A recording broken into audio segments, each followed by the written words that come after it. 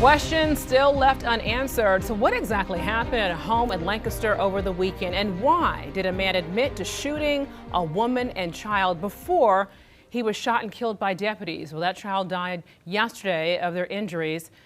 Thank you for joining us for Queen City News at 5. I'm Alicia Barnes, Queen City News anchor Derek Dellinger live in Lancaster County right now. Derek, so you've been working right now to get a few of these questions answered all day long. Is there any indication now of exactly what happened? Well, details on what exactly all happened still under investigation at this point. We still don't have a lot of information. We can tell you, though, there are no indications so far that this was actually a domestic violence case. But the man at the center of this, his name is Jacob Soberaj. He, at least for right now, is a bit of a mystery. It was one. EMS 3, respond to the area of 542 Mosteller Drive off of Holiday Road. Need you to stand by in the area, reference to a possible gunshot wound. And then another. EMS 5, respond to 542 Mosteller Drive, Holiday. And for many there, tense moments and a bunch of questions. Queen City News was on scene Sunday as investigators worked to piece together what happened in this officer-involved shooting.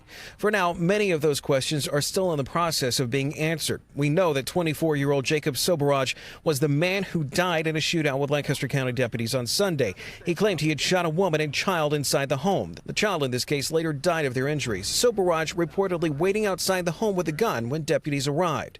There are not too many details right now on Soberaj. SLED, which is right now over the investigation, tells us that Soberaj had no arrest record in South Carolina. Authorities have not said yet what led up to the incident that brought deputies to the home.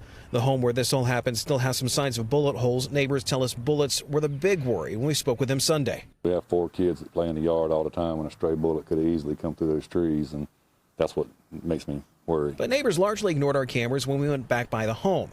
No one was home when we knocked or came to the door. We did have a chance to get in touch with family connected to the home where the shooting happened, and they say for now they are too distraught to speak on what happened given all that has occurred over the last few days.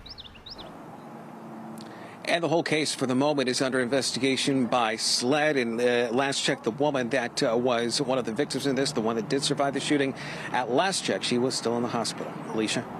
Well, Derek, I know from your coverage here, we just heard from the dispatcher, and we've also been trying to be able to get these 911 calls associated with the case. So what's the status of that? We did put out a request to get some of the 911 calls that were involved, but were denied. You have to keep in mind here that there is at least one phone call that we know of. There could be a handful of these phone calls, but the one phone call that we do know of is of Soberaj making that call, getting authorities to the scene before this officer-involved shooting happened, and that is a very important part of the investigation right now, and it's understandable why that has not at least been released, at least so far just yet. Alicia? Derek, thank you so much for your coverage. At least we know a little bit more about this very bizarre case.